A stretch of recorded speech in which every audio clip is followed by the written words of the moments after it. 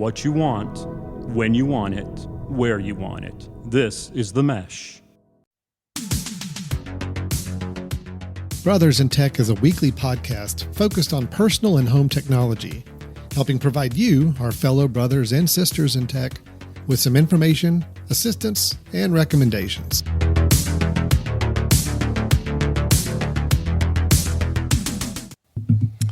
Hello, everyone, and welcome to Brothers in Tech here on the Mesh.tv podcast network. My name is Alan Jackson, and to my right, if you're watching on video, or just here on the speaker if you're listening on audio, is my brother in tech, and my real brother, Brian Jackson. Brian, how's it going? You know what? I keep thinking that we'll get smoother with that discussion of being a brother in tech, being a real brother. But no, it never gets old. Never gets old, does it? Really? Still super awkward, super weird to phrase. Yes. Well, we're brothers, so therefore it's supposed to be awkward, right? Everything that we do discussion wise is pretty awkward. So I am good, Alan. I'm good. Excited to be here again, and our one time a week that we get to catch up and talk a little tech, which I'm super stoked about this week. And so it's good. You're there in late night, looks like dark outside. Here it's still light, and still got the day to come, but we got the little East Coast, West Coast thing going on. So I'm on East Coast, Brian's on West Coast. So this is really the only time we have to get together and check in, just to do our obligatory. Brian, family's good. Everybody's good on your end. Family's good. You? Okay. We're doing great. We're doing good. Good. Okay. Sounds good. We got that out of the way. All right. That's good. Let's go ahead and talk some technology now. So this is Brothers in Tech. Yes. The reason we together is we talk technology. We talk home, family, personal technology. We don't get into the corporate, big futuristic technology and trying to predict things in the future. It's none of that. This is about tangible. What do you use on a day-to-day basis, especially when it comes to your home and personal life. That's really what we're here to talk about. And that's what we're here to kind of discuss. Now, normally, Brian, when we get together, we try to have a topic that we go into in more detail. Sometimes we have episodes where we give recommendations. But this one's going to be kind of a hybrid, I would think. We're going to talk about a topic, which is productivity. This idea of being productive on your own computer, making sure your little tips and tricks of ways to do that better. But then also it's kind of giving some recommendations. It's things that you and I both use and do to try to be more productive on the computer. So we're going to give some suggestions and recommendations, but it's all going to be on this idea of ways to be more productive. So, right. You were laughing. Yeah. I mean, did I say no, that? I just, no, you did. You were fine. I just, I don't know. I'm thinking, I just wish I wasn't on the computer quite as much as I'm on the computer these days. So if there's a way to be more productive to where I'm not having to do as much, that would just be fantastic. So I'm hoping you're coming strong with your recommendations. I don't know how strong I'm coming with mine and how new they are to people, but I can certainly tell you what the things I want to discuss today are incredibly important to me in my workflow and my work life. Good. So, yep. And so are mine. I know you and I both have kind of one big bucket of kind of ideas that we want to get into each, and then maybe a couple other little productivity tips we can relay. I'll go ahead and say this for everybody listening too. I mean, Brian and I have been pretty honest about the fact that since starting the show that we are both Mac users primarily. We dabble in Windows. We're comfortable with Windows, but Mac is where we live and where we work and play. And so a lot of these suggestions we're going to talk about when it comes to being more productive on your computer are going to skew onto the Mac side for sure. I think we're going to try to tie in some Windows equivalents, or at least explain how you could do some of these same things on Windows as well as we go along. But just fair warning, it's definitely going to skew more Mac on that side. But I hope the ideas are still valid enough for anybody who's not on a Mac. You can still get some ideas of things that you can actually do on your own computer. We may just not give you exactly the steps on how to do it on your platform of choice if it's not a Mac. Is that fair enough? I mean, should we start out with a Windows thing about how to get away from the frozen screen of death or something, or to how to restart your computer. I don't know. Is that wrong? Is that wrong? Let's be fair. Windows has gotten a lot better than it used to. It has. So much better. It's not the butt of the joke. I think we Mac users used to have you about. We still like to bring that up. We still like to remind people that it was pretty bad for a while. But Windows is good. Windows. I've always believed it's whatever you kind of either grew up on or got used to using in a work or setting.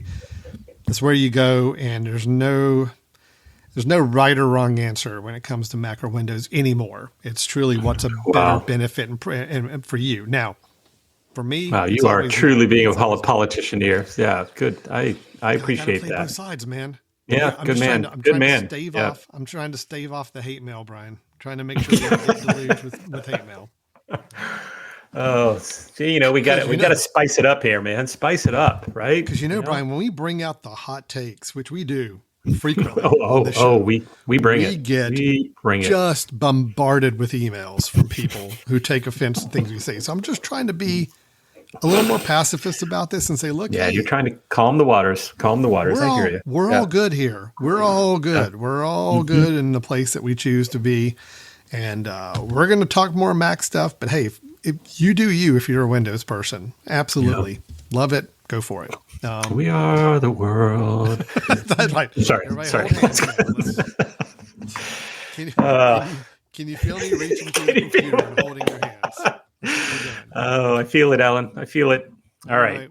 Well, let's see if we can get an efficiency here. I'm excited. Okay, so productivity efficiency. So Brian, just before we even get into this, I mean, what are we talking about when we use the words productivity and efficiency with dealing with computing? I mean, what is it we're really talking about? Okay.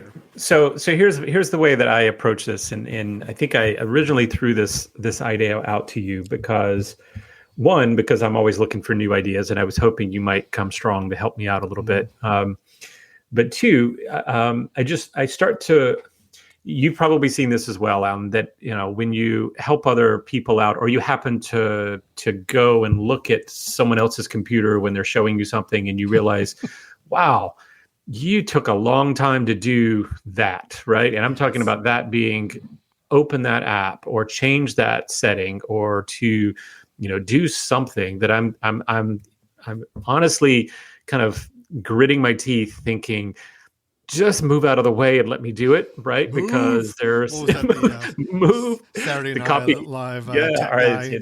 Tech guy. Yes. Move. Yeah. No, I mean, there's so many things that and again, I'm by no means saying I am perfect with these things, but I think to myself, wow, I wonder how much time people are spending on repetitive tasks that maybe it's multiple clicks when it only took one click, or maybe it is finding a different way to do that particular thing that does not take as much time. Because for those of you who are like us, and I know there's many of you out there that are on the computer a lot. The computer is your lifeline. This is how you communicate with people. This is how you do your work. If you were to go and add up the time in which you are between tasks and you're just trying to get to a task, maybe it's change to another window, maybe it's open a new app, maybe it's to save something here, and the number of clicks it took. I'd love to know, I'd love to see a graph of my daily activities and how much of the time was kind of the menial task, the little task in between to get to the real work. And I'm always trying to minimize that. When I find myself doing something repetitively throughout the day and I see I'm doing the same thing over and over and over, I'm always thinking, is there any way that I could trim that down so that I'm not wasting as much time doing that? Yeah. And I know that people love efficiency, right? People love to find a way to save themselves time, save themselves energy. I also know that people get stuck in their ways. And, if there's one way that they do something and they're comfortable with it, a lot of times people don't want to change.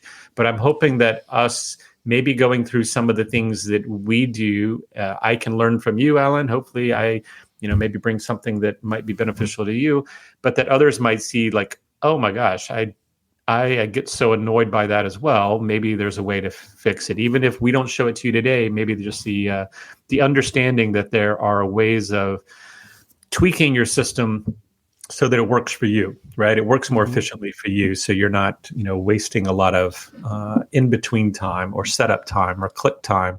I think click time is a really good it is. title for it, right? There's a lot of clicks that go on that probably don't have to happen.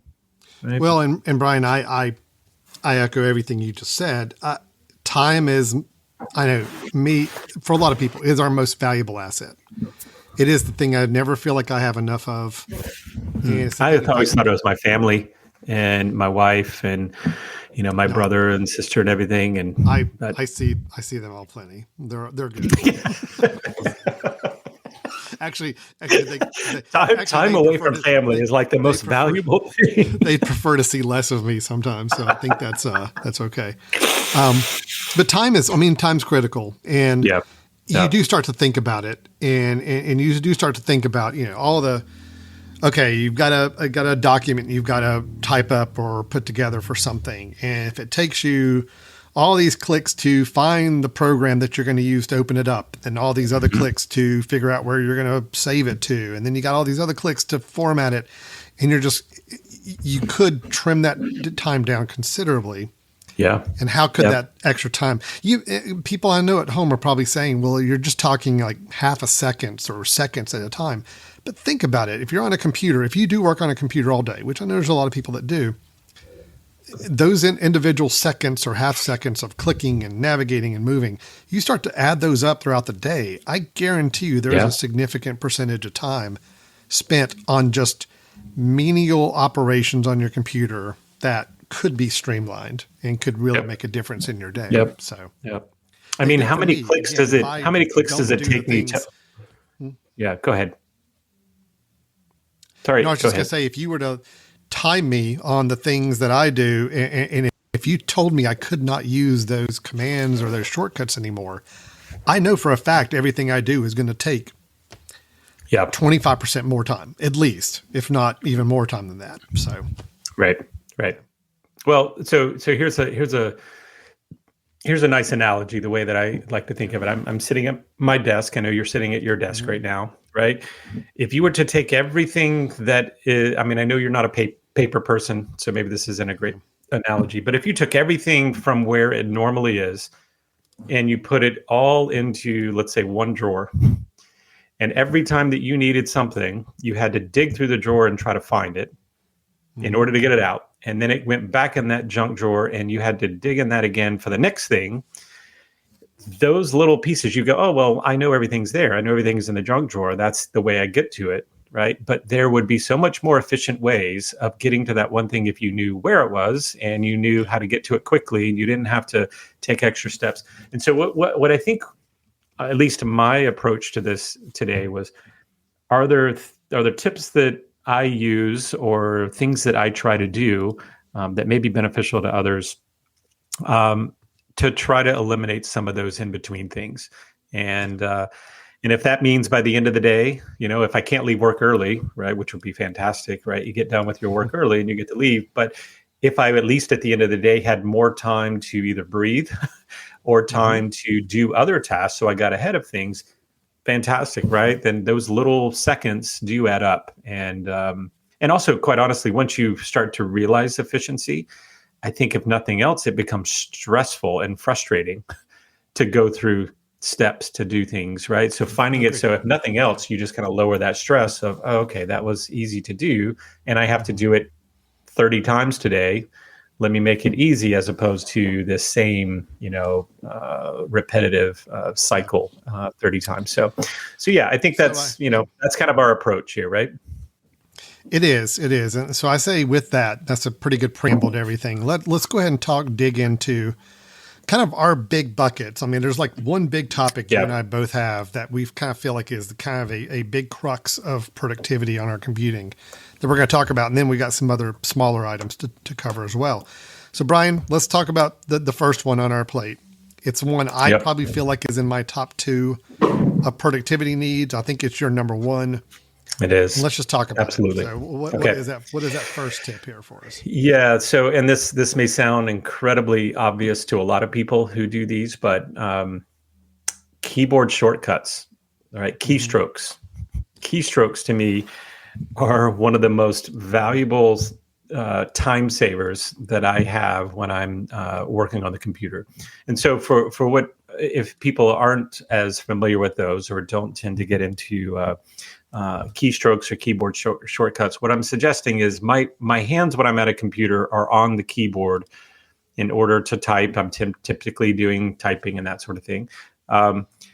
If I don't have to remove my hands from that keyboard in order to make a task happen, rather than remove my hands, go to the mouse. Now, let's just say I'm on a desktop right now where my mouse is separate from, the computer itself. So remove my hands, go over, use a mouse, point to something, drop a menu down, click another menu, do something else.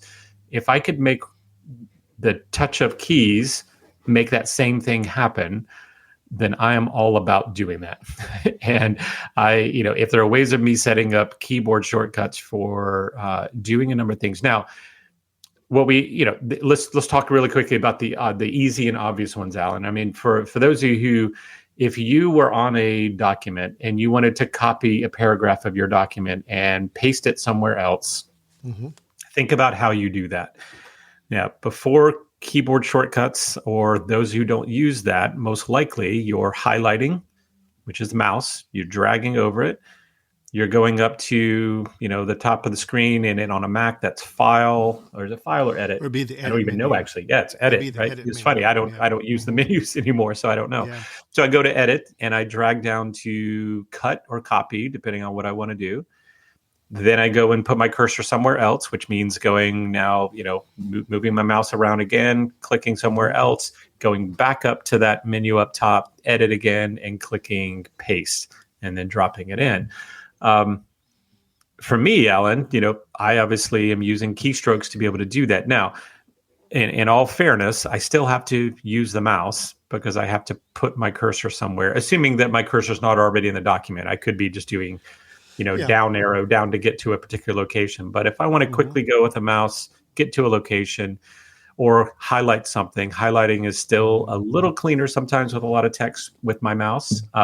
Double clicking, but at that point, with the mouse on a word is a really quick way to highlight a word or drag to a phrase. Double click, triple click if you want the full paragraph, and it highlights it. And then I'm going Command C, which is my way of saying copy. And then I'm putting my cursor somewhere else and I'm saying Command V, holding those two keys down, hold Command and then click V, and that's to paste and putting it in the new place. Yep. Yeah. You may think that doesn't save you a lot of time, but if you are someone, me, I tend to copy and paste a lot. I'm using, a template from one email into another, or some part of a document to another place or into another location. It's and again, the reason I know that it saves me time is when I'm sitting with someone else working collaboratively and they don't use keystrokes. Yeah, I find myself kind of just sitting there going, okay, look, can I show you how to do this? Because we could have been in there already, right? We could have copied and pasted already. So Brian, how about you? Copy and paste, I'm assuming is a no-brainer for you, right? Well, I didn't even know you could do that until you just told me. Yeah. Oh, there you go, Alan. Do you know what a mouse is? Writing this down. I'm like, oh my you know god, what a this is gold. mouse is, right? I'm like, this is gold. I'm writing this down. No, copy paste, absolutely. Right. I mean, that's kind of that's the gateway drug, right? That's the gateway drug to keyboard shortcuts. I just love how it's so obvious that you and I are brothers, because you describing the situation of sitting next to somebody working who's not using keyboard commands to do these things. It's exactly where I am. It's maddening. It's maddening. It is. And I try not to be too judgmental about it, because I understand that some people just get in their habits of how they use their computer. But boy, oh boy. I mean, it's like, I'm just going to go get a coffee while you're doing this. I'll be back in a few minutes when you're done copying and pasting. Let me know when you pasted. Yeah. That's great. Now, Brian, I'm going to throw up a window. I'm going to throw up the actual keyboard preferences. Okay. Yep. Because Yep. you talked about some of the most fundamental ones. I mean, I think the ones that are pretty inherent across the board Yeah. for a lot of applications and programs, copy paste. Alan, maybe just really quickly show how you got there. How I got to the keyboard command? Okay, yeah, sure. Oh, so yeah. this is on the Here. Mac. Now, There you granted, go. this is Mac focused. Windows does have a capability for going into your keyboard and having keyboard shortcuts programmed as well. But in your keyboard menu on the Mac, if I go to the system preferences for keyboard, by default, it's going to land me on this tab just for the keyboard where I can change the key speed and all that. But if I go over to shortcuts, this is where I can actually, without having any other app or anything having to be installed, I can actually create keyboard shortcuts right here within the Mac system. Now, it comes preloaded with a bunch of ones already for like Launchpad and Mission Control. I don't use any of those, so I don't know that. And there's some default ones that come with the keyboard as well, some different function keys. It shows you right here off to the right-hand side what keys you have to press together to make something happen. But I think where the real power is, and Brian, what you're talking about is really when we get down to these app shortcuts. Yeah. Because this is where you can start to create new keyboard shortcuts based on what application you're in and what menu item you want to have replicated by that keyboard command. So I had recently kind of reset all of mine because I moved to a new laptop just recently, and I'm kind of just building them back up once I get in the flow of some new things. But I just wanted to show one I still use all the time, and that's under Microsoft Word. So I was able to go into this window and say, all right, I want to create a new keyboard shortcut. I have a plus button down here, which tells me I can add something. I want to add a new one, and I know the window doesn't pop up with the screen sharing here, unfortunately, but it's basically asking me to choose what application I want to create a keyboard shortcut for. And then I have to type in what menu item I want it to replicate when I do this keyboard command. So in this situation, I wanted to have the bullets and numbering because the kind of document editing I do, I'm constantly having to go and format bullets and numbering on my documents. So instead of going up, and that's one that does not have a keyboard command already assigned to it, I wanted to create one for me. So I have it doing the command semicolon. And for me, when I do that, it automatically pops up the bullets and numbering window in my Microsoft Word. So I don't have to go up to the menu and drag down to bullets and numbering and do that. To me, it's so much quicker to just do that keyboard command and I'm out. What's nice is you can build one of these, any number of these for every application you use if you choose to. Now, every application has some of their own menu commands with their own keyboard commands assigned to it. So if you learn those, great. But there are going to be some menu items or some parts of the app that don't have keyboard commands assigned to it, and that's where you can use your own and create your own custom ones. Right. So I want to maybe back up just a little bit because I think jumping into creating your own is great, and that's kind of maybe step 2 or 3, right? Okay. If you're new to keyboard shortcuts, just go into the apps that you use often and do things that you normally do. So if you're in Microsoft Word and you say, well, I always go up and I save every once in a while, or I always go up and open a new file, or I always go up and copy and paste, those menu items, if you click in those menu, they will give you save. And then next to that, it'll tell you, use Command S in order to do that. Right. So those are the ones Alan was talking about are built in. Okay, yeah. So here. Yeah, I need to see if I can. It's going to be a window. Can you do the whole? Can you do the whole screen, or is that too much? You got too much going on. I can do a whole screen if you want, and you can actually see the menu, if that helps. Oh, you might be able to. Well, I don't know if you're going to do it. No, it doesn't show. I'd have to do the whole screen. Yep. Why don't you let me do this because I've got a second screen here that I can I can use. So, I mean, I think what's really key, Alan, this is my screen 2. All right. So as you can see over here at the very top, right, I've got the menu bar, and on the top left, and this is, of course, the dynamic thing that changes based on what application you're in.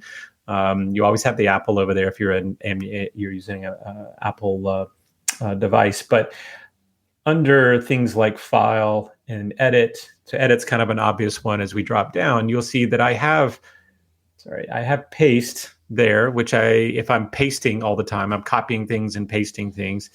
But if I just look over to the right and I see these characters, right? This is that little, for command on an Apple, that's Command V.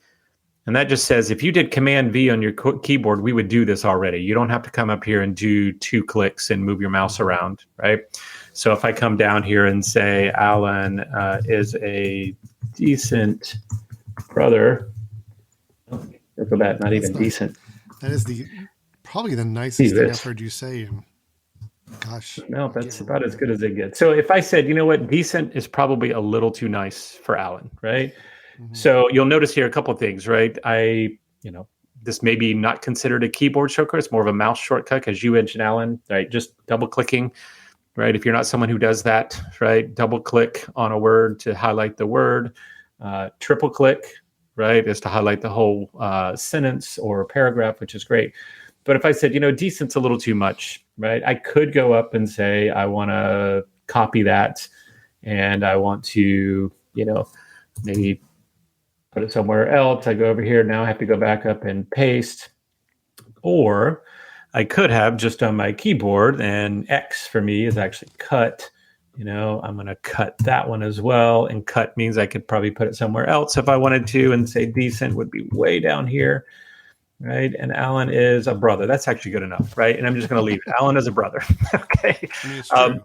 It's true. But the idea is I did have to go to the mouse in order to potentially get to my initial spot. But after that, my hands were on the keyboard the whole time, right? Yeah. I mean, I double clicked on the word, and then I cut with the Command X, and then I actually did a click down on the arrows to get to a different spot, and Command V to paste, and pasting it in.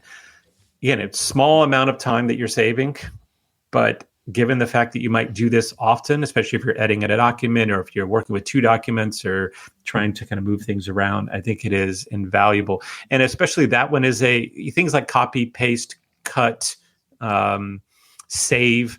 Those are universal, right? I mean, every application that you're in, if you want to copy something and you want to paste it somewhere else, that will work as long as you're able to highlight that particular thing. Yeah. And paste it in elsewhere. So I think knowing the standards, right, and knowing what it is that you do all the time, and the little steps that you have to do, and then finding out, oh, wait a minute, there's actually a keyboard shortcut for that, so I don't have to, continue to click through those things, and train yourself. Then when you have other steps, this is where I would go back to you. If you have other things, like as you said, there is nothing up here.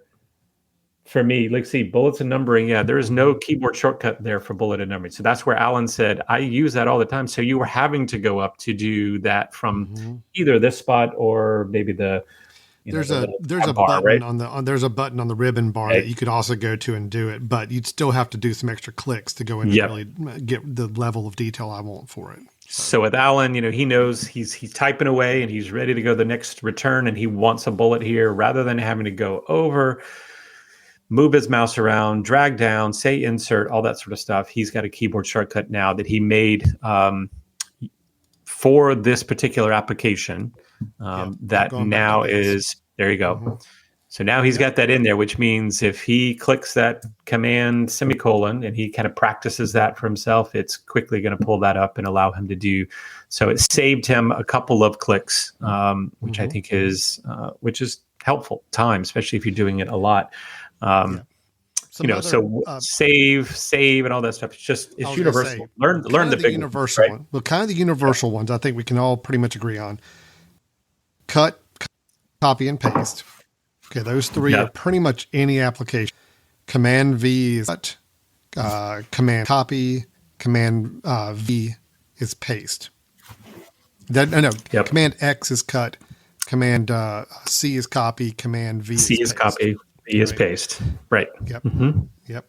Command S is pretty universal also for saving. If you want to save the document you're working on, Command S will always save it. And when I say command, on the Windows, it's control. The control key is kind of the Windows equivalent for this. But the same, I think it's all the same commands. It's just Control V, Control S, and all that. Yes. The only other couple ones I'd say, quit is Command Q. So quitting an application. And the last one I think is pretty universal is select all, which is Command A. So Brian, you just showed how to quickly select a word, a sentence, or a paragraph. But if you've got an entire document, an entire essay you want to copy, you go to Command A, and that will highlight highlight the entire document, and then you can do your Command C or Command X to cut or copy. Either way. Yeah. Alan, do you mind switching back over to mine real quick? Sure.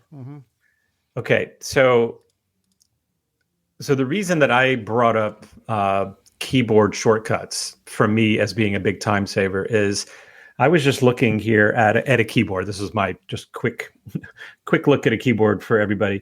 I use Command Q, Command W, Command A, Command S, Command Z, Command X, Command C, Command V, Command B, Command N, Command M, Command P, Command I, Command O, Command U. I pretty much use almost every letter with a command to do something. And I do that, I'd say, multiple times a day, each one of those.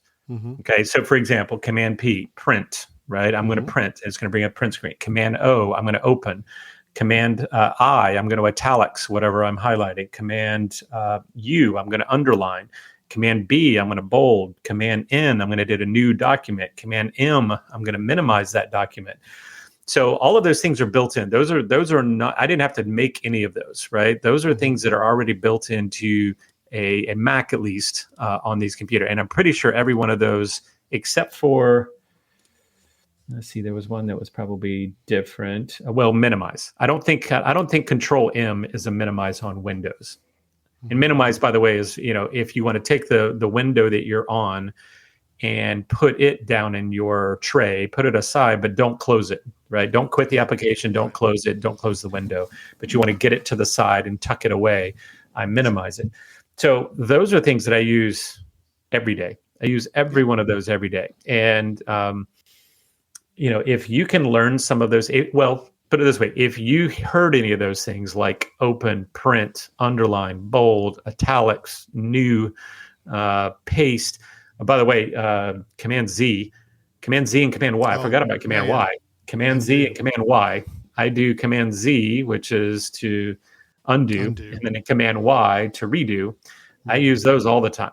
Yeah, right? I use those all the time. And really, the only things that I don't use, and maybe you do, Alan, is there a Command E?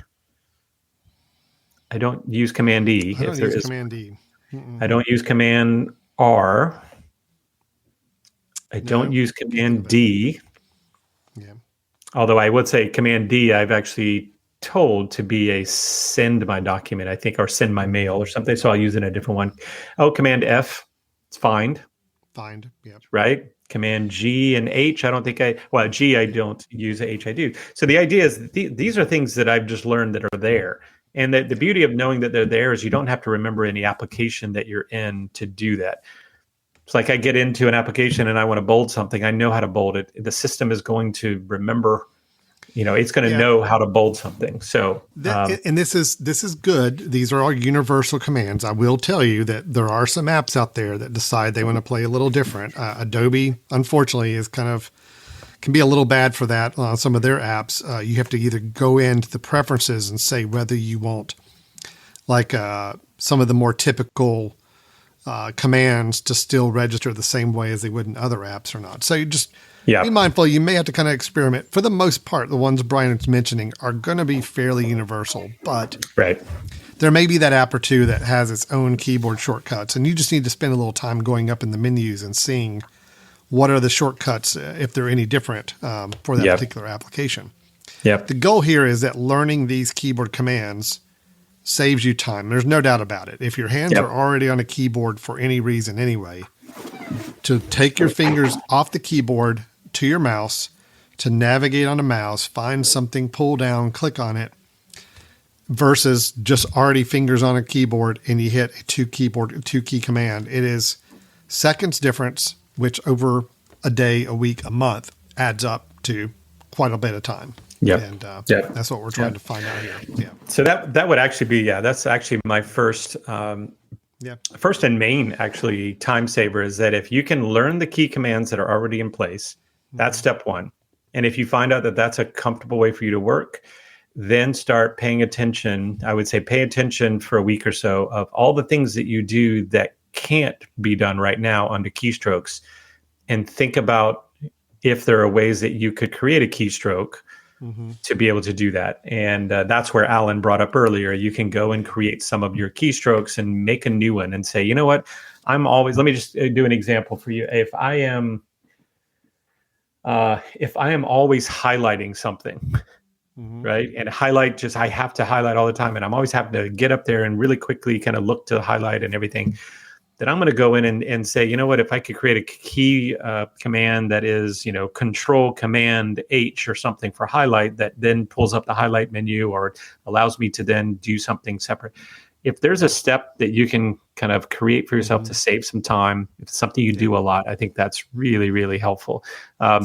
Realize also any new application you download, one of the first things that I do, and I'm sure it's the same with you, Alan, you download a new app, I go to the preferences for that app just to see what can I tweak, what can I make more efficient. And usually there's things like, create a keystroke in order to show the application, right?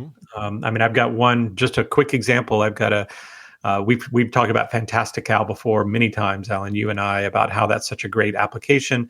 One of the main reasons I use that app is because I wanted a menu bar calendar. That was it. That's what I wanted. And I didn't really care about the rest. I just wanted something that I could quickly see the calendar at any time I want.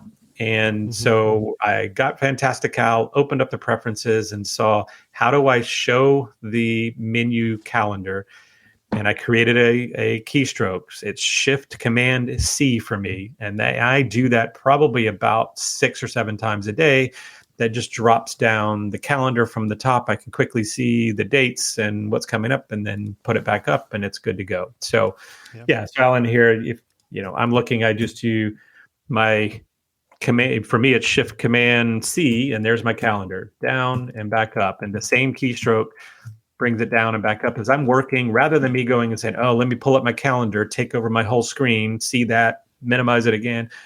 I have a keystroke. And a lot of menu bar apps, I think, look for keystrokes. And if they do that, it saves you time. So I'll kind of pause there on keystrokes, but I strongly advise, if you don't use them and you are someone at the computer all day, please, do yourself a favor and look to see what you can do to minimize that time. Well, Brian, just one quick note on that. You mentioned like going to your preferences all the time, like for your application preferences. Yeah. Didn't know if you knew or not, there's a universal keyboard command to always open up your preferences in any app you're in. And it is command, on a Mac anyway, command the comma. So command comma, you press it, and it does not matter whatever app you are in. You do command comma, and your preferences window pops up for that app. See, I knew you would bring something that would help me out today. I had no idea. Command comma, no idea. Command and I comma go to preferences all the time because I'm looking to change a function or find something out. Yes, thank you. Very good. Yeah, you're Sweet. quite welcome. That's why I'm here. You can take the rest of the day off. Good job. Yep. Okay. It's not like you weren't going to anyway. Yeah. So we talked a lot about keyboard commands, and I do think that's probably the pinnacle of overall efficiency on a computer. Brian, I know somebody's going to be saying to us, but look, I feel like I'm faster with my mouse. Sure. Okay. Maybe so. Maybe for people who aren't as comfortable with the keyboard or using keyboard layout, maybe the mouse might be a little faster for you. I think that's a rare case. I think in general, people using computers typically have pretty good keyboard typing skills, or at least fundamental keyboard skills. Learning a couple keyboard commands, I still think in 95% of the situations is going to be a much faster way of operating. Alan, let me give it real quick. The only time I could see someone making the really effective argument that they're faster with the mouse would be if they don't work with words. Like if there's someone's working with images all the time and it's just about dragging and dropping and moving and all that stuff, and you're not necessarily on the keyboard, I can understand. It's like, this is where I'm comfortable. I've got this mouse. But if you're someone who is typing at any point in time during this process and your hands have to be there eventually, I find that that's the key. So really, that's like true. If you're spending more of your time on the keyboard than the mouse, which I do, more of my time is spent on the keyboard than the mouse, and the mouse is there to get me to my keyboard time, then by all means, keystrokes. So, well, but even me, I mean, I work in video editing most of the day, or I'm working in image processing, like Photoshop or some other programs like that. Yes, mouse am still important because to do more artistic and drawing and shape work, you need the mouse. But I'm still, my other hand is over here still doing keyboard commands because I'm still copying and pasting, and I'm still selecting items, and I'm still doing a lot of those same things. So yeah, you're right. I mean, there are some uses and programs that rely more on mouse, but I think you're still benefiting yourself productivity wise if you learn the basic keyboard commands that you use all the time. Agreed. Brian, I know we said we were going to talk about all this without mentioning or feeling the need to go to like a third-party app or some other app you can install. I just want to give one quick mention just because we're on this keyboard commands before we move away from it. What we've talked about that you can do with keyboard commands, you can replicate any menu option that's in a program with a keyboard command through what we just showed you on the system preferences, choosing your application, and then typing in whatever that menu option is you want to have controlled by a keyboard command instead.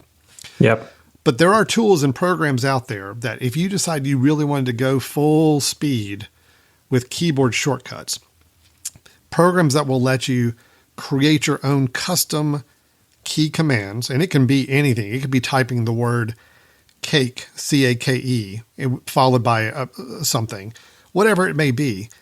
And you can have it create or perform a very automated task from just that keyboard command. Let's say if you're writing an email to somebody and you always have a standard response you use on certain things. There's tools and apps that you could actually get for Mac or Windows that will allow you to create a keyboard command that you designate. And then when you type that in, it automatically knows always paste in these 3 paragraphs of text that into your wherever you are. Little things like that. You could really go pretty far with keyboard commands if you really wanted to automate your life even further with just simple commands on the keyboard to do that. That does require an additional app, something you have to purchase and all that. So we won't go too much deeper into that, but just know what we've described here is kind of a general usage of keyboard commands built into your computer, but there are ways to go much further with it if you get into that frame of mind. So, Alan, so real quick, is that when I receive the every year, happy birthday, Brian email. I'm sorry. No. I'm sorry. When I receive the, sorry, I missed your birthday, happy late birthday. That's probably a keyboard command for you, right? No, it's not even that. I actually schedule that. I schedule all those like that's an automator. It just does it completely automated for me. So 2 days late, I get a text from you that says happy belated. Yeah. No, it's kind of my thing. Yeah. I have a reputation to maintain of always being late with birthdays. So that's why I do it. Good. Okay. All right. Let me flip over to what I'd like to share and talk about as kind of another big bucket of efficiency. And again, for people who are really into being efficient on their computers, this is not going to be anything new. Just like Brian said with keyboard shortcuts, you may already be doing this, but for anybody who's not, this is the biggest thing I'm going to try to advocate here. So let me see if I can show this properly on my screen over here. On a Mac and on a Windows, you have a search function. Okay, on the Mac, and I know my cursor is really small here, but you have a magnifying glass up in the corner, typically, which is your spotlight. That is your search. On Windows, it's in your taskbar. There is a search function inside there. Typically, along the bottom, there's a place where you can go in and click and start typing a search for something. Now, yes, if you wanted to search for something on your computer, you could take your mouse, go up to the magnifying glass, and then think about what you want to search for. Like typically people, when they're searching for, are thinking about a document or maybe a photo or something that they're looking for. Okay. I'm going to focus right now on the Mac and just say, because I know Windows will do a lot of the same things on this taskbar. But first and foremost, talking about keyboard commands in relation to searching, I use this Spotlight search nonstop throughout the day. I actually use this search instead of going and opening up my hard drive and looking into folders and navigating into things. I use the search almost exclusively for my finding things and navigating to things on my computer. The first thing I do is I don't ever go up and touch click the magnifying glass. On a Mac, it's Command Space. Command Space, you click those are the two keys right next to each other on the keyboard. You click those two, no matter where you are on your operating system, on your Mac, and the Spotlight search pops up. Okay, so that's one little quick thing that saves you a couple seconds there just doing that. But I don't think people realize what all you can do from these search functions. It's not just purely search for a document, okay? If I want to open up a particular program, let's say I want to open up Photoshop, okay? I know I've got Photoshop on my computer. I know it's installed on there. I may have an icon for it down in my dock at the bottom or on my start bar. I definitely have it if I go open up my hard drive and then go to my applications folder. I'll see it there. There's a lot of ways to get to it. The most efficient way to open up an application, in my opinion, is going to that Spotlight search, and on a Mac, it's Command Space, and you start typing the name of the program. And you'll see right away, me just typing in the first 3 to 4 characters, it automatically popped up as my top option there. It knows that I open up Photoshop quite a bit. It knows that this is a program I use, and it automatically populates it very, very quickly there.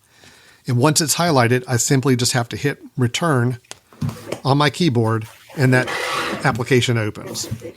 So thinking about that, if you have to go to your applications folder, navigate to it, scroll down to find that application in alphabetical order, and then double click on it, that is a much longer process. This is one keyboard command, typing a couple characters, hit return, and I've got Photoshop open and loading and ready to go. Same thing with any other programs on here. Word, there it says Microsoft Word. It knows what I'm looking for right away. So now, if I did type in Word and say I wasn't looking for Microsoft Word, but I was looking for WordPad, for example, on my Windows side, I can use my arrow keys and just right away just like click down to different options it's giving me on that search. And then I just hit return. It opens that up as well. So again, I haven't left my keyboard. I am one keyboard command, typing in a couple of characters, hit return. I've now opened up an application that may be buried deep in my computer, but it doesn't matter because I just brought it up with a few keystrokes. Nice. Of course, I can still do this with documents. So if there was a proposal I did, sure enough, if there's proposals, I type the word proposal. It shows me some of my more recent ones that have proposal in the title. But here's where things get, and that's how most people don't type porn. Don't type porn. You're being recorded, so don't type porn. Okay. I had to kind of stop myself. Be careful. Be careful. Typing in some characters I was getting ready to type in, I had to remind myself, wait a minute, this could. Yeah. Whoa. No. Okay. The thing I want to show you, though, is what else you can do from this Spotlight search that I don't think a lot of people realize they can do. So there's the search I could do, just like I said, documents, anything else on that end. Did you know you could actually do quick math calculations within the Spotlight search? I did not. Show me. 3 times 4 equals 12. That did it right away. And I can actually get kind of complicated with it too. I've done some pretty complicated calculations. You know, if you don't want to have to go find your calculator app on your computer, you don't want to have to go open up a spreadsheet just to do a calculation. You just need something quick. You want to know it's right there. It can also, it's connected to the internet, so you can do quick little searches too on things that you need to find instead of opening up your web browser, going and doing a search and all. You can do it right here from your search. If I say weather, Hickory, North Carolina, right there, I see my forecast. I see my high and my low without having to do anything else. Okay. So I find myself using this search bar as I need something quick. I need to know something. I want to look up something without having to open up anything else.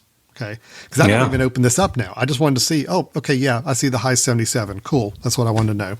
And I'm done. And then I can close it back off. If I wanted to do a web search, let's say if I was searching for what's a good web search category. If I wanted to look up what's going on in Ukraine, okay, there's web searches right there showing Ukraine news, Ukraine war map. I can click any of those in return. It will open up my web browser and already have performed a search for that word.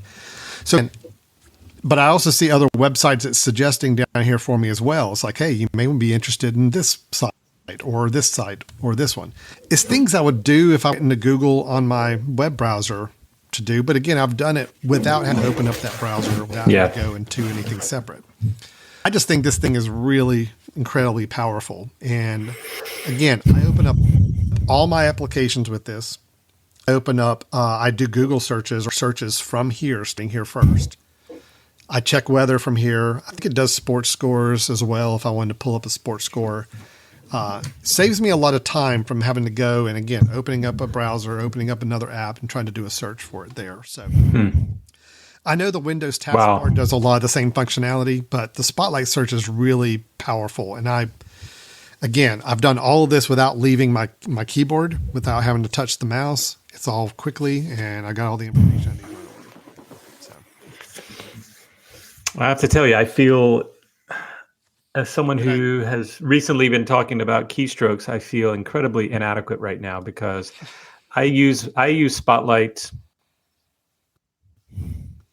maybe once a month that I would open that up. Maybe, right? Yeah. If I couldn't find an app, if I couldn't find a document, I just don't use Spotlight. But seeing you use that, and actually me just thinking through using it, makes a lot more sense. Now, here's what I think is great for people, and especially since we're talking about very many levels of time here. We're talking about small, minute changes in your timing, right?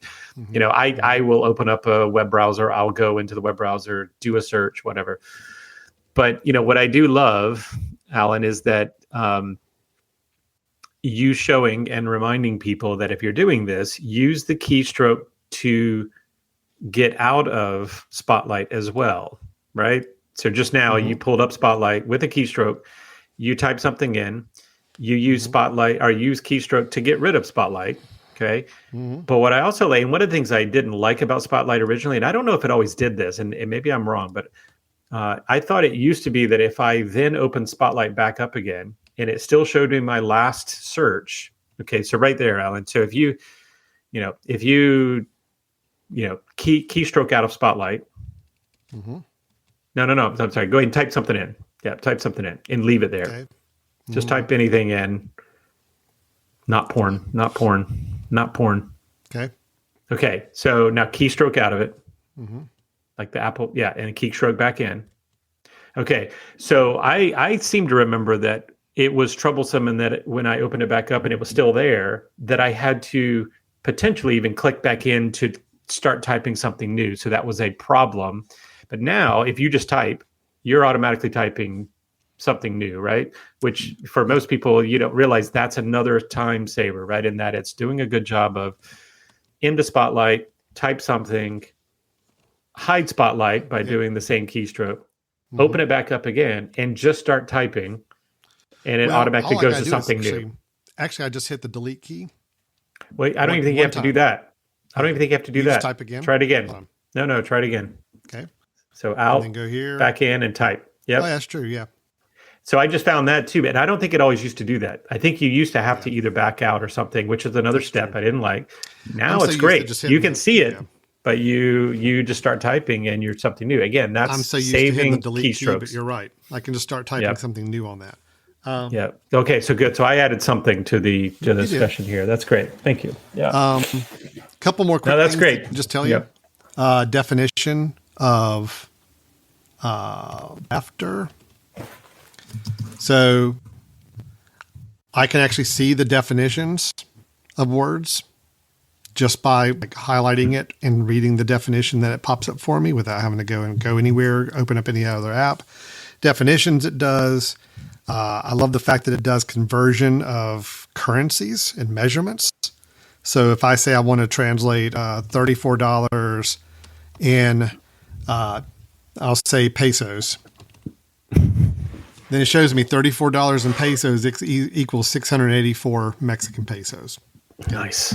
So again, this just becomes that tool where I guarantee you most people, if they were trying to figure that calculation out, were opening up a web browser, going to Google, typing it in, hit Google search, waiting and seeing the responses and hoping the right response came up at the top and then choose that one. No, it's like just hit your Spotlight, hit your taskbar, type that phrase in, and it just does it on the fly and you've got it there. So to me, it's just, this is all about efficiency for me. Yeah. So let me tell you one thing that I just noticed that it doesn't do well, because I'm getting excited about this, because I'm thinking of all the things that I have to pull up a web browser for. You know, if you wanted to find the time in London right now, okay, what would you do? Let's see. I haven't done that in a while, so time in London. So this is a problem. This is what this ought to be one of the ones that they need to. That needs to be a first line, right? It needs to recognize time. Yeah, I can see that. What is time in London? Yeah, see, it's bringing up the weather in London. That's not right. Yeah, that doesn't make sense, right? I mean, that's one of those. So I think it's continuing to get better. Spotlight's getting better. I've never done. But I keep thinking about what are the things that I need to search, right? What do I need to search? Okay, what time is it in Israel right now? If I'm going to make a call, that sort of stuff.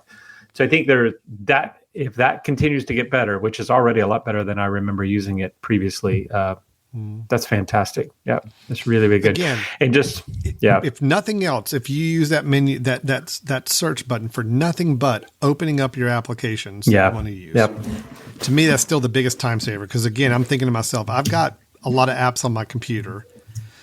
If I needed one in particular and I had to go navigate to my hard drive and find the applications folder and then find that application listed in that folder, this is a world of savings of time right here. So Spotlight search is my big thing, and it is getting better. Yeah, I did not use it years ago when it first started kind of rolling out. I didn't find it as very useful. Now I use it all the time for opening up applications. I use it most of the time when I'm looking for a document. The fact that it can search my email archive, if I'm using the Apple Mail program, it'll search email archives, so I could type in words, and if it sees an email in my archive that has those words in it, it'll pop those up as one of my options.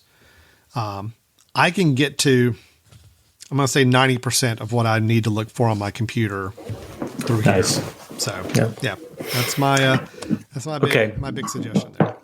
Can I give another one? Yeah, we got a few minutes here. I got a couple quick ones I want to do as well, too. Okay, good. Yeah. So, because you just mentioned that you advise people, if you use it for nothing other than finding your application that you want to open, right, that it's a great tool. Mm-hmm. Alan, could you share share my screen again? Yeah. Okay. So here's the other thing that I guess I didn't realize that other people weren't doing as much. For me, it's just it's the way I operate in terms of finding things. So everybody knows that the dock, you've got the dock at the bottom for a Mac person, right? Alan, how do you, if you wanted right now, if I didn't give you Spotlight, because it sounds like you use Spotlight to do this. Mm-hmm. If I said, open up the calendar or the calculator app, mm-hmm. How would you go about doing it if you didn't have Spotlight on your computer? On my computer, if I did not have Spotlight, did not use my Spotlight search to do it. Yeah. Well, if it's in my dock, I would click on the dock. Sure. If it's not in my dock, I have to find the most efficient way to get to my hard drive applications folder and find it in there. So like maybe a Finder window, right? Yeah. And from Finder window, you go to applications and you look for, there we go, right? Calculator. Yep. So for me, that was happening a lot, right? I was looking for applications. I was looking for documents. I was looking for downloads, things that I downloaded. Yeah. So here's what I do. And Alan, I don't know if you do this or not, but down in my dock, I actually dropped those folders. Yep. So for me, applications is here in my dock, and I click on it, and there's where all my applications are. This is the first thing that I do. If I'm looking for an application, I click down. And all I did, for those that don't know, I'm in a Finder. any folder that I see that I think I access a lot. So let's say that right now I access pictures a lot. I'm just going to drag pictures down to the right side of my dock. And when it's there, that means that clicking on pictures shows me what's in pictures. And of course, all I have in there is that one folder, right? But for me, downloads is a lot. Like I'll download a lot of things. And if I'm clicking on download, there's where my downloads are. And that's the way that I'm going to access them, right? And just the fact that you can put folders in your dock and they go to the right over there, which means that they are accessible and you can change the way in which they're accessible. I don't know if you noticed, I put my desktop down there, which you may think is kind of crazy, but my desktop is always hidden by other windows. I much prefer to see what's on my desktop here. Either way, or if I double click on it and change it to, or I'm going to change it to, I prefer to list. Right, that I could at least see what's there. I could even get inside the folders there. For me, accessing it from the dock, which of course dock floats above everything that's there, which means I don't have to move windows. I don't have to do extra clicks to get to something. I don't have to open up a Finder window like you were suggesting to go to find that particular thing. If there are folders that you access all the time, and you like to go into them rather than having to take multiple steps to get to that folder. I mean, that's one of the things I didn't like about Windows, right? Is I having to go down to the start, go to documents, or I'd have to put that documents on the desktop folder, which also means it was hidden all the time. And I had to hide things in order to get to it. Having the ability to put regularly used folders down in either the dock or the, I think on Windows, you can also do that. I think on Windows, right? In the tab, what is it called? The bottom bar. The start bar. The start bar. There you go. Yeah. You can put folders down there as well. Same idea. So you could actually have applications or folders just like the dock does down there. And Brian, that kind of dovetails into what, I was going to give while you're on the dock here idea. Basically what you're talking about is that when we get a new computer or new setup, it comes with a dock down at the bottom of apps that it's already put in there for us. Windows the same way. You have your start bar. It's already got icons of apps that it wants you to or widgets or other things it wants you to have in that start bar. Customizing that dock to fit your needs is really critical, or that start bar. If there are apps down there that you do not use or do not get to often, don't have them down there, because all it does is just kind of distract away from what you're focusing on. You can remove icons from that dock or from a start bar. It does not delete the application. Right. The application is still on your computer. All you're doing is removing a little link shortcut out of that dock. That's it. I know people have asked me all the time, it's like, I don't want to delete that app, so I don't want to get rid of my dock. It's like, no, that does not delete it.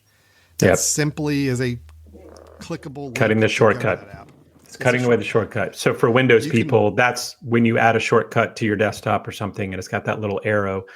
All you're doing is deleting the shortcut, not the app. Right. Good call. Not the app.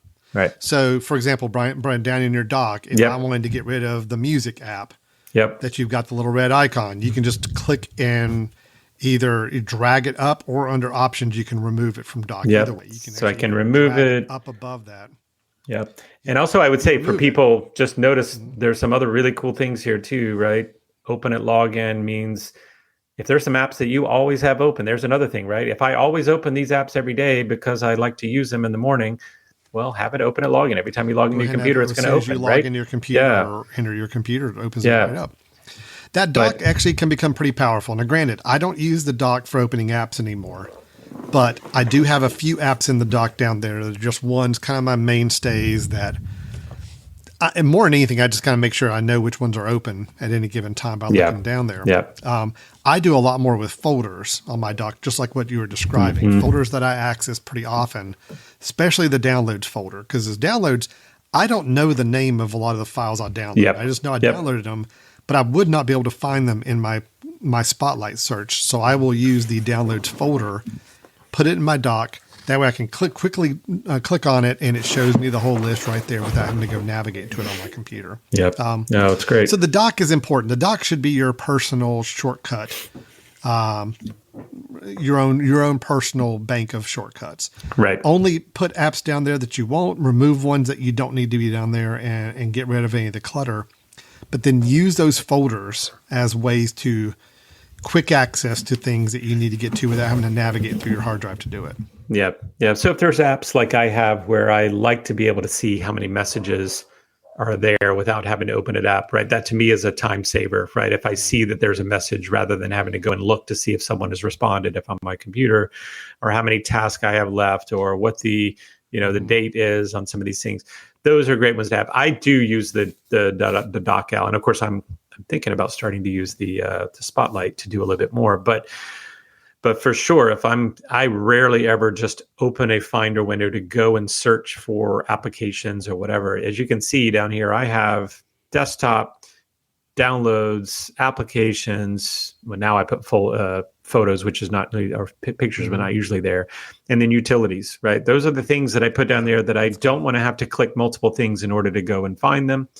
Exactly. I just want to open it up and see really quickly what's there. Yeah, so I think that's a time save on a Mac. It's a time save on a Windows to say, what are the shortcuts I need? And, again, I think that's a really key piece that we always say, I'm going to put it on the desktop. Okay, that's great. But if you're working, your desktop is usually covered, which means you now have at least a couple of steps to get to that desktop to see what's there. And by the way, can I just give a PSA, a public service announcement here?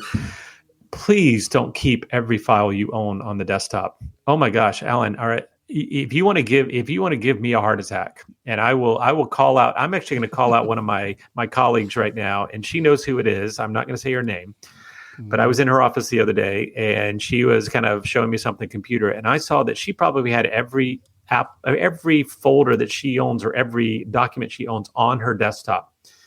Meaning, and they were organized really, really well, and she knows how to get there. Right. That's the thing. She knows where those things are. But I'll give a quick plug to say, when you do that, if you don't realize this, that will actually slow your computer down because your desktop is always working, and it is working to show these folders and files. So you may think that, oh, well, that's just a static thing. That's just where they're located. No, it actually will slow your computer down if you have more things on your desktop, as opposed to putting them in folders or putting them in another folder away from the desktop, putting them in a folder down in your dock, right? It's not only that, but it's also just, my God, I mean, the humanity of having to search through, hundreds of things that are on one screen. I almost had to leave her office. I mean, I almost said, I'm sorry, I'm gonna come back later because I need a break to see that. I need a minute. I need a minute. And but anyway, so that's one of those things that just think about. Yes, that's comfortable for you. And I totally get it. I do not want to change anyone's comfort level, but think about why it's comfortable for you. Is it comfortable for you because that's just what you've always done? Or is it really less steps to get there than what you could have created? And if you can create another step to get there even easier without having to remove my windows and move them around in order to see what's there, then by all means, let's figure out a way to do that. Yep. Sorry, that was my quick. Oh my God. I literally almost, I was like, I may need to leave you right now. And I was there to kind of help with some other computer stuff. And there might be somebody near and dear to me, really close. Well, do tell. They're not listening. So do tell, please. I definitely know they're not listening. That may suffer from the same situation. Oh, what is the situation? What can we call it? What can we call it?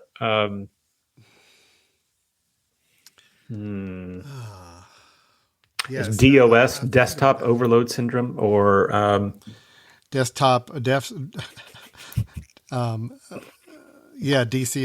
desktop clutter syndrome. There he goes, desktop clutter syndrome. Yep. Or just it's the desktop default. Like I just put everything on the desktop. Okay. Desktop. Okay. I'm sorry. Okay. So I'm going to get on the side here. Now, let me really quick, Alan. Do you use your desktop? What do you use your desktop for? Sorry, I know I'm going to get off the rails here a little bit, but what do you use your desktop for? I do have a few documents on my desktop, and the reason they're there is because they're kind of there are a few documents that are kind of I have to open these documents almost every day to update something or to log something, or maybe it's a key spreadsheet I use for like creating proposals or whatever. It's just things I know that I'm always accessing as a document. So I have those and they're along the side of my desktop. Yeah, they're hidden. Yep. And I can still get to them with my keyboard commands and Spotlight. But I do have a few documents that are kind of my mainstay documents. And I know I want them to be front and center to where when I do have my desktop open, I see them. The other thing that pops up in your desktops, which I hate and I have to change all the time, is screenshots. Yeah. When I make a screenshot, by default, if you make a screenshot of anything on your computer, On a which I Mac. do daily, they default to the desktop folder to save, unless you make a change. And you do have to go. There is a way to go in and change where those screenshots get saved by default. So for anybody, it's kind of the last one I want to get into, Brian, because I know we got to wrap this up here in a little bit, but I do want to throw this out there. If we're doing a screenshot, and let me see if I can pull up a good one here for us.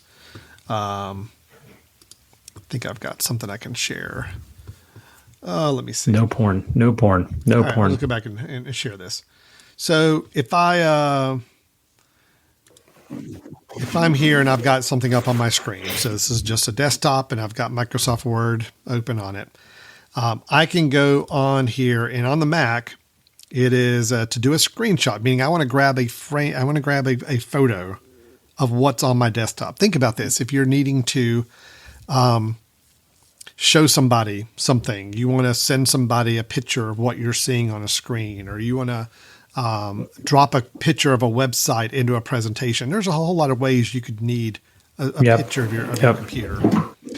On the Mac, you can go, there's an application called Grab, which I believe is the one that you can use to do screenshots. Is it still called screen? No. Actually, now you just use Screenshot. Is it called Screenshot now? Yep. There's something called See, Screenshot. Mm-hmm. I don't ever go to the app. I don't know. Yeah. It used to be called Grab. Now it's called Screenshot. Okay. But what I've always done, going back to our keyboard commands, it's a Shift Command 3. Yep. And when I do that, I actually hear a little shutter click, and it shows me down in the bottom corner. I don't know if you saw it there for a second, that it did take a screenshot of that window. Okay. Now that's great. That's what I wanted. But by default, it's going to save it to my desktop folder. I don't want things to go to my desktop folder. I want to have control of where I change them to. So you actually have some other keyboard commands on screenshots. Shift Command 5, again on a Mac, brings up a window where I don't know if you can see this or not. Yep, you can. Where I can control a portion. It gives me a dotted box, and I can control what portion I want to make a screenshot of. But there's something else important here now. Down here under Options, do you see the Options button down there, Brian? Yep, I do. Under Options, there's now a way where I can say, instead of saving to desktop, I can save to other location. Okay. So if I say, you know what, I want to start making sure these go to some other folder, my projects folder, I can choose that. Now, when I create the screenshot, it's going to save it to that folder, which is what I want it to do in the first. And that saves that preference, Alan, for next time. It does if I'm doing the same type of screen capture going forward. Yep. Yes. Okay. Cool. So that's great. That's really nice, and it's really simple. And again, screenshotting is super easy to do with keyboard commands. Yes, you can open up the screen capture app. Yep. See, again, I don't ever use it. Screenshot app. That's the name of it Yep. now. So I can open that up, and that's fine. But if you learn the keyboard command, you can get your screenshots really quickly. Oh, that's helpful. 3, Shift Command 5 is, I think, to do a marquee where you can choose what you want on your screen to do a screenshot of. So a lot of good options. Shift Command 4, I believe, gives you the cursor so you can drag over different things or something, or actually you can pick something. So yeah, if you do Shift Command 4, there you go. You can actually draw over it. Yeah. And draw capture that rectangle. Yep. Mm-hmm. Yep. A lot of different options. No, that's great. That's great. Screen Capture 5, though, the reason I want to mention that, the Screen Capture 5 is because that's where you have options that come up that you don't have before. And right there, that's super slick. That's where you can choose your different option. That's relatively new, too. It used to not be that way. It used to be you had to go into the terminal and actually learn a command to change the default location of where your screenshots go. But luckily, they've let you now change Yeah. it through a menu option. Still not super intuitive to get to it, but it's better than it was. So, Well, and I have the app itself down in my dock because it's one I use all the time. So you do? I Okay. drag it down. Yeah. I drag it down That's- there. I do have that's a- I know the keystrokes, but it's Sometimes That's a there's good- so many I mean, keystrokes to that's know a there's fine- a Look, yeah. Brian, that's a good neophyte way to do it. So that's great. That's good for you. Oh, let's see. So actually, I'm trying to think. Do we? I know we could go on forever about these things, but actually, pretty good. one thing I just want to mention real quick, just because we talked about the desktop, because this is a kind of an important thing for me, and it's something I've actually helped some other people utilize a little bit more effectively. But if you are someone that's on a Mac, and even if you don't pay for iCloud. Actually, for a long time, I never paid for iCloud, right? iCloud would give you 5 gigabytes for free, right? For those who don't know, that's the storage, that it gives you to be able to keep some things in the cloud and use them across devices. There is an option in iCloud to say, save my desktop and my documents folder to iCloud. Okay. Now, let me just clarify really quick, because I think this is something, for me, this saves me a lot of time, but it also is something that needs some clarification. So, Alan, do you do that, by the way? Do you sync your, okay. So you sync your desktop and your documents to the cloud, which means that if you go on your phone and you click into the Files app and go to desktop, you can see whatever is on your desktop, right? Which is fantastic. It is. Now, realize that if you're someone that's like, well, gosh, I have tons of stuff in my desktop, this is great. Okay, you're going to have to pay if you've got a lot of stuff on your desktop and in your documents folder. Yes. Let me scroll back. I do pay now. I do pay for iCloud, but I pay for it as part of the service. But back before I did, and I had 5 gigabytes, and people are like, oh, I can't save anything because it's only 5 gigabytes. I still use the desktop and documents sync option at that point. But what I did is I stopped saving things in documents. Documents became empty. My desktop became what am I working on right now this week? So anything that I'm going to be working on now, I throw it on the desktop, which means I can open up my phone, it's there. I can open up an iPad, it's there. I could go on a web browser and I can find it. And when I'm ready to get rid of it or to move it somewhere else to more permanent storage, it never goes into documents because documents get saved, right? It is going to use up my iCloud of 5 gigabytes I have. So I created a second version of the documents folder, which was called Stuff, STUFF. And I just threw everything there. Yeah, technical. that did not get synced to iCloud, which means that became my normal documents folder. I put it in my dock. I could get to things, right? But my desktop has still to this day, just as you are, it is my right now, what I'm working on, what I need quick access to, but I need access to it potentially at my phone, my iPad, anywhere else that I'm doing. And then when it's ready to go, I move it off device. I move it to Box. I move it to Drive, one of those. So when people ask me like how much hard drive space I need, I say, well, I personally don't need much because I don't keep a lot on my computer. I keep everything on Drive or Box. But if it's on my desktop, it is in iCloud, which means that I'm going to be able to use it on device. So anyway, that's just kind of a quick. Yeah. We're a little different in that. I used to do the same thing back when I was using the very limited iCloud storage. I did the same exact thing. Desktop was my. Yeah. I mean, you have free, sync, right? It's free. It's always in sync, and then I just create a different folder to put my documents in. I wish there was more granularity to say sync the desktop folder, desktop only, the documents, or even sync movies and other things. I wish I could sync some of the other folders if I chose to. I've splurged, and my whole family is on the iCloud Premier plan. So we actually have 2 terabytes of storage up in iCloud, which that's why I said that. Go ahead and sync everything. Nice. So all of my documents are in my documents folder. And it syncs all of them. I've got like 100 gigabytes of documents in my hard drive, and they are all up in the iCloud, which for me is a blessing because it means if I'm somewhere on my iPad or on my phone, somewhere remotely, and I need to pull up a document on any project I'm working on or any document I need, I know I've got it there available to pull up. But what you described is great if people don't want to pay for that level of storage. Right. It's good. I just wish Apple would give us a few more options on syncing. I instead totally of just agree. lumping everything in the desktop and documents on. I mean, that was their money grab, unfortunately, to get you to use iCloud, right? To see how cool this was, but then making sure that you got all your documents there. But that syncing feature, Brian, has changed my computing life dramatically. Because I no longer, it used to be, I used to think my Mac is that's where I get my work done. And my phone and my tablet were simply just for being able to check email and web surf. Now it's like, no, I know that anything I work on here is going to, within moments, be synced up and available to me anywhere I am on a phone or tablet.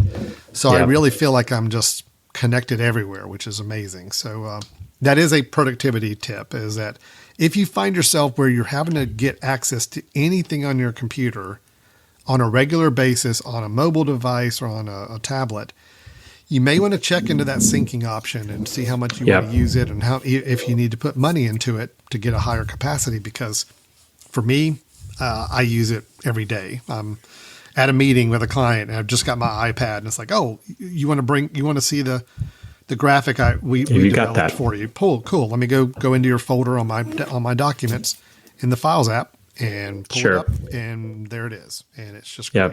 So And if you're on a Windows machine, they have similar versions. They have similar things. But even if you're cross-platform, look at something like Dropbox or some of these services that will allow you to at least save to something that you know is immediately going to be available at other devices. Because we are cross device people now, right? Dropbox, it is no longer one Google Drive device. All have apps that you can put on your Mac or Windows and will allow you to, anything you put in those folders on your computer will automatically get synced to the web version, which means you can now see them on any mobile device. Same idea. I think syncing of documents and having whichever ones you choose to make available is a huge efficiency for a lot of people. I totally agree. I mean, think about, what did we do before, Ellen? If you needed it from somewhere like an iPad and you were like, oh crap, it's on my computer, you had to really know, like, remote desktop in, all these sorts of things. You had to go and make sure you emailed it to yourself and all these different strategies. No, that was a big time suck. And agreed. Yeah, Alan, I think this is something we should do, this type of episode every few months. I agree. Because bits and saving, efficiency, whatever this is called. We've talked for an hour and a half, and I probably have gotten through like a third of what I listed as I could get into. So I think let's do this on an ongoing basis. Because I mean, it's helpful for me. I love hearing the tips you bring up. I hope some of the ones I gave were a little helpful too. And anything to help save time and efficiency, I'm all for. So I think make this a hold on. So we've got our bits. Can we have our bytes? BITEs, the efficiencies. I'm telling you, this is what I do. And I know it's not BY. I know it's not BY, right? But this is the tech term. But BITEs, we could have our bytes, our brothers in Tech Efficiencies. Oh my gosh. Byte episode. So we have our bits. And our bytes. Oh, I'm telling you, we could just do that. Wait, who cares about the other topics? Let's just go bits and bytes every other week. So every other week. Is it a bit or is it a byte episode? I like it. No, Ryan, that's really good. That's really good. Thank you. I'm going to take it off now. Take time off. Not only have you helped me with keyboard shortcuts and commands, and I hope really I've got you maybe using the search Spotlight function a little bit more, Spotlight on the Mac or the search taskbar search on Windows. Yeah. And now we've got a new name for our segments going forward. It's great. It's a very productive episode. This was very productive. Very efficient. I'm not sure we were efficient. It's an hour and 20 some minutes in, but that wasn't efficient, but that was productive. Not efficient, but that's fine. All right. Yeah, good call. Well, Brian, I think this is great. Let's keep it going. We'll schedule another one of these here soon to go through some more productivity tips. I do encourage anybody listening or watching this, you got a little tip or trick, general computing usage. I know there's a lot of apps that will add a lot of productivity tools to your computer. We're really wanting to look at the things that are just inherently in operating a computer, operating system. What are some things that can make it more efficient and productive for you? If you've got your own ideas and stuff, let's hear them. And Brian, where do they go for? Yeah, so send us an email first at info at the mesh.tv, info at the mesh.tv. You can Send us those. I mean, I'll be totally geeking out, honest with you, that seeing the Spotlight again, which I haven't dealt with in a long time, made me keen. Even that and the, command semicolon. No idea. And command I go to preferences all the I'm sorry, colon. Command comma. Or comma. So I'm learning that one, right? Comma. So preferences. Those are things I would love for other people to tell us. What do you do? What do you do to save yourself time and to make your computer life a little bit more efficient? Because I would love to share those with others. Let's see if we can make our lives a little bit more efficient on the computer. And you can also go to our website, www.brothers-in-tech.com.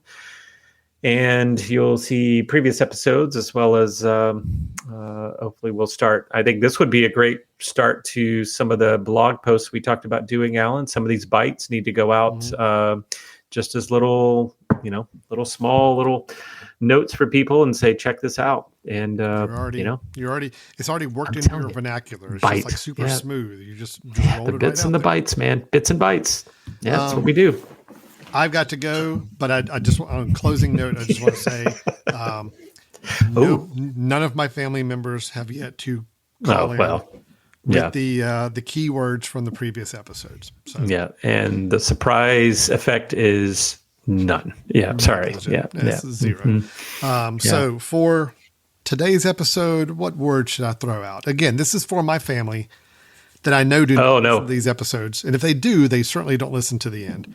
I'm throwing out a word that I'm waiting for a family member to come back to me and say, like at Thanksgiving. That they actually listened. Hey, Dad, you know what?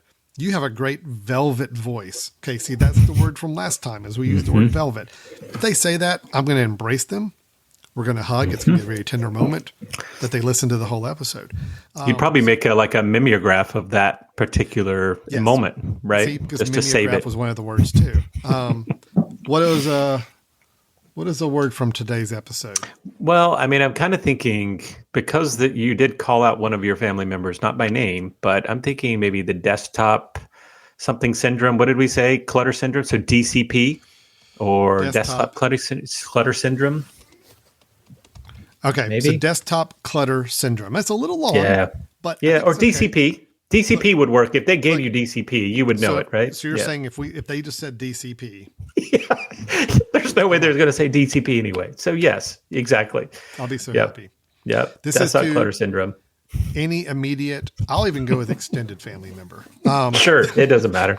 They're not. If I have a chance of seeing you at a family function or holiday, and you're watching the show to this point, like to now, DCP or DCP. I'm sorry, DCS. Sorry, DCS. Sorry, I don't know where I came with P. Yeah, DCS. Desktop clutter syndrome. I will also accept Devil Cat. That was from a previous episode. Yes. Mimeograph was another word from an episode.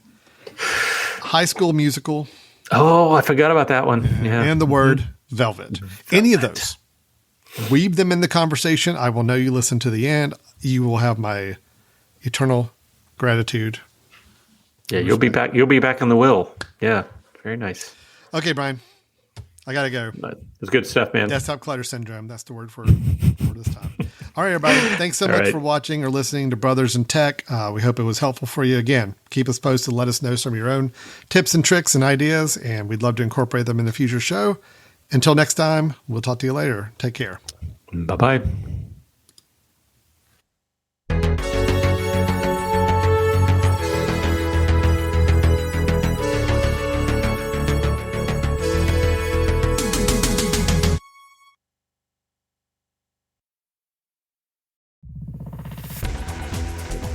You've been listening to The Mesh, an online media network of shows and programs ranging from business to arts, sports to entertainment, music to community. All programs are available on the website as well as through iTunes and YouTube. Check us out online at themesh.tv. Discover other network shows and give us feedback on what you just heard.